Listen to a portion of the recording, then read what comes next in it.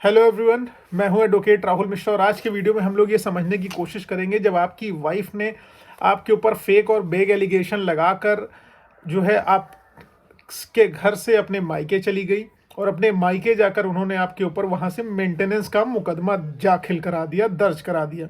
तो ऐसी सिचुएशन में जो भी मेंटेनेंस की पिटीशन आती है, आप देखते हो उसमें सारे के सारी चीज़ें, सारा घटनाक्रम फेक लिखा हुआ है, फर्जी लिखा हुआ है, गलत तथ्य, गलत घटनाक्रम गढ़ा गया है। अब ऐसी सिचुएशन में आप उसका मेंटेनेंस देना है, आपको उसको मेंटेनेंस को रुकवाना भी है, ये आपके मन में आ रहा होगा। तो इस सिचुएशन में आपको क्या करना चाहिए मैं आपको बताता हूँ। लेकिन वीडियो स्टार्ट करूँ उससे पहले मेरी आप लोगों से रिक्वेस्ट है कि अगर आप लोग चैनल पर नए हैं या पहली बार आ रहे हैं या अभी तक आप लोगों ने सब्सक्राइब नहीं किया तो प्लीज़ सब्सक्राइब करिएगा। साथ ही साथ एक हम्बल रिक्वेस्ट और है, अगर आप मुझसे पर्सनली बात करना चाहते हैं किसी मुद्दे पर तो बात कर सकते हैं टेलीफोन करके, लेकिन अपॉइंटमेंट बिना फिक्स कराए बात नहीं हो पाएगी। नंबर आपको डिस्क्रिप्शन में मिल जाएगा, डिस्क्रिप्शन में नंबर है, उसके थ्रू अपनी अपॉइंटमेंट बुक कराइए। अपॉइंटमेंट बुक कराकर आप मुझसे बात करिए और अगर आप मुझसे पर्सनली मिलना भी चाहते हैं, लखनऊ, दिल्ली, इलाहाबाद में आप मुझसे मुलाकात कर सकते हैं। देखिए, झूठी पत्नी क्या करती है, आपके ऊपर बहुत सारे आरोप लगाती है जो झूठा है। मैं सबकी बात नहीं कर रहा हूँ, मैं उनकी बात कर रहा हूँ जो झूठे हैं। झूठी पत्नी क्या करती है, आपके ऊपर बहुत सारे आरोप लगाती है, झूठे आरोप लगाती है, उसके बाद आपसे मेंटेनेंस मांगती हैं। और यकीन दिला रहा हूँ, अगर आप ये कार्रवाई करेंगे जो मैं आपको बताने जा रहा हूँ, उनको भी रोना पड़ जाएगा।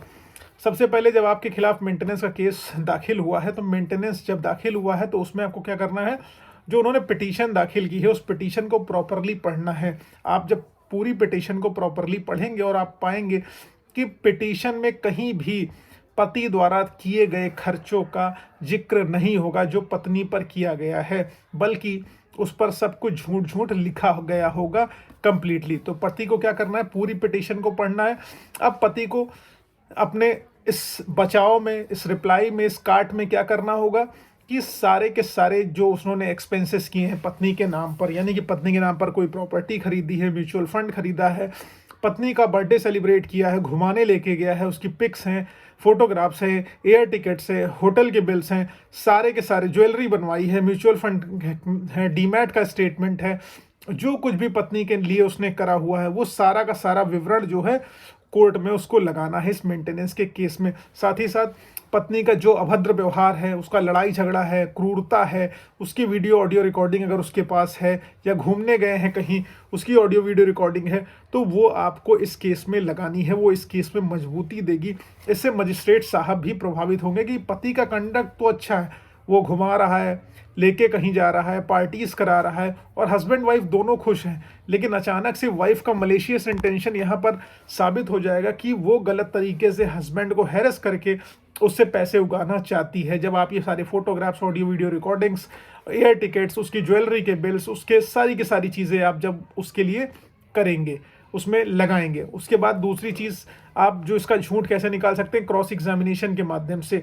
और पत्नी ने जो जो पिटीशन में दिया हुआ मेंटेनेंस में, क्योंकि रजनीश वर्सेस नेहा का एफिडेविट देना पड़ता है, और एफिडेविट में अगर पत्नी ने अपने कुछ भी गलत लिखा हुआ है जो आप पाते हैं, जैसे एजुकेशनल क्वालिफिकेशन, मान लीजिए वो एमए पढ़ी है, उसने सिर्फ इंटर दिखाया है, या वो कहीं से पैसे कुछ कमा रही है, उसने खुद को अनएम्प्लॉयड दिखाया है, ठीक है, ये सारे तथ्य अगर उसने झूठे लिखे हुए हैं, कुछ भी उसने XYZ झूठ लिखा हुआ है, तो 340 CRPC की कार्रवाई करके, एप्लीकेशन लगा के आप उसको जेल भेज सकते हैं। और यकीन मानिए, फॉल्स एफिडेविट अगर वो दे रही हैं तो 340 CRPC की कार्रवाई उनके खिलाफ होगी, फर्जरी का केस उनके ऊपर होगा अगर वो सही तथ्य नहीं दे रही हैं, झूठे तथ्यों को दे रही हैं। और ये तभी होती जब इसके एप्रोप्रिएट एविडेंसेस आपके पास होते हैं। तो उम्मीद है आपको वीडियो समझ में आया होगा कि एकमात्र सेक्शन 340 CRPC आपकी पत्नी को, झूठी पत्नी को जेल भेजने के लिए मोर देन इनफ है। जय हिंद, जय भारत।